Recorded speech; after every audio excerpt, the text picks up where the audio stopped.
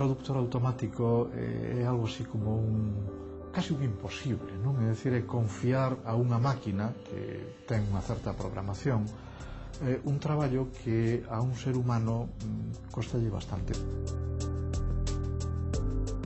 Permite que os traductores humanos se poidan dedicar ben a corrixir a saída dun traductor automático, ben a traducir eses textos nos que hai que poñer moito cuidado porque está o que alguén con moito detalle quere decirlle a unha comunidade ou a outras persoas.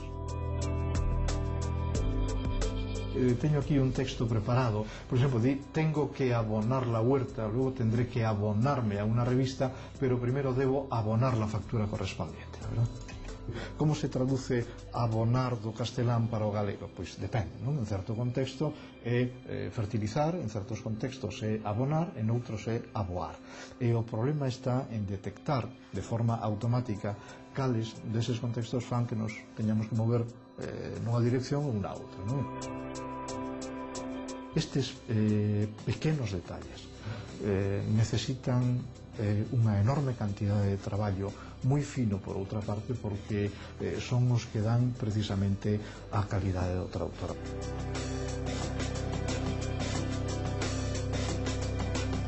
Ben falado. Utensilio que serve para fritir patacas, ovos. A tixola. Algo que poñemos na cabeza para protexernos do sol. Sombreiro, gorra. Ves como sabes? A traducción automática avanzou espectacularmente nos últimos anos no que é prosa administrativa ou plana, pero de momento aínda non dá feito con eses textos que teñen ironías ou metáforas, porque esas sutilezas da linguaxe son moito para unha máquina.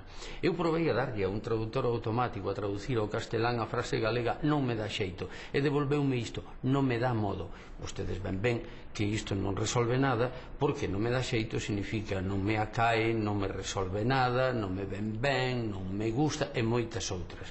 Proben a facer traducir e logo vaiche boa ou a carreiriña dun can e verán que cousas máis difíciles facemos cando falamos. Pero todo se andará. Abur.